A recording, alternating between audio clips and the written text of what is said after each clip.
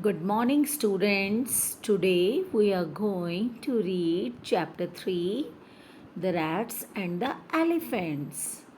Students, first of all, I am asking some questions given in the box. Are we all of the same size? क्या हम सभी एक ही size के हैं? Can a smaller animal help a bigger animal? क्या एक छोटा जानवर एक बड़े जानवर की हेल्प कर सकता है? You are often asked to help your younger sisters and brothers. Do you help them? आपको कभी कभी अपनी छोटे बहनों और भाइयों की हेल्प करने को कहा जाता है. क्या आप उनकी हेल्प करते हो? How do your younger brothers and sisters help you? आपके छोटे भाई बहन आपकी किस तरह से हेल्प करते हैं? Now let's read the story. Long, long ago, a group of rats lived happily in a forest. बहुत लंबे समय पहले एक चूहों का समूह बहुत खुशी से एक जंगल में रहता था. One day, a herd of elephants passed through that area in search of water. एक दिन हाथियों का झुंड उस एरिया में पानी की तलाश के लिए वहाँ से गुजरा. Many homes of the rats were destroyed under their big feet.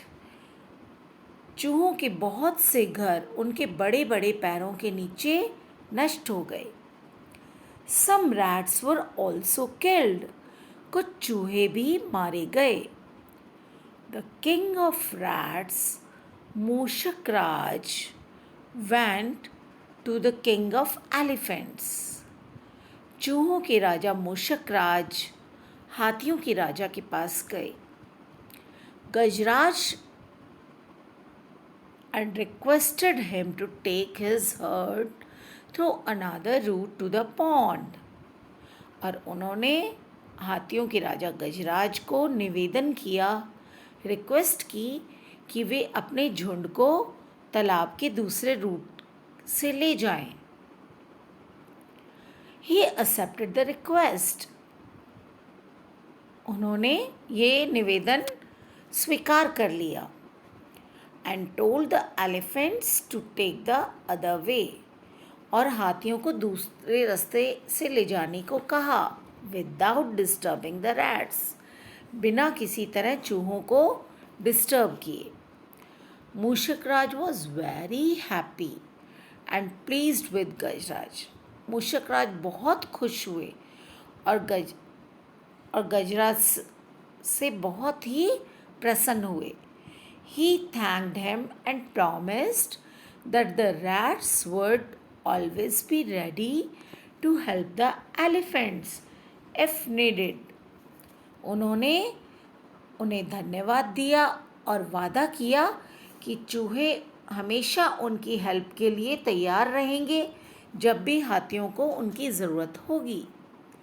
Hearing this, the elephants in the herd laughed, thinking how small rats could help big elephants. इसको सुनकर झुंड के हाथी हंसने लगे और उन्होंने सोचा कैसे छोटे चूहे उन बड़े बड़े हाथियों की हेल्प कर सकते हैं.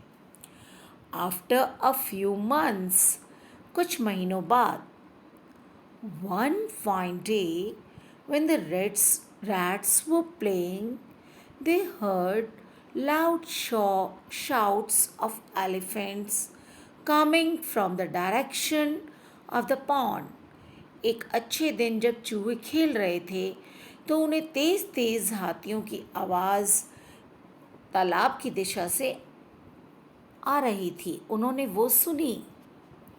मूषक राज realized that the elephants were in some danger. मूषक राज को यह एहसास हुआ कि हाथी ज़रूर किसी मुसीबत में है, खतरे में है. he asked some of the strong rats in his group to come along.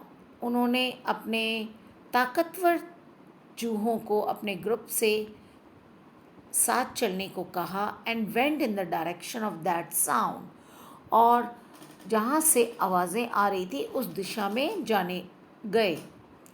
Near the pond they saw the elephants caught in the traps kept by some hunters.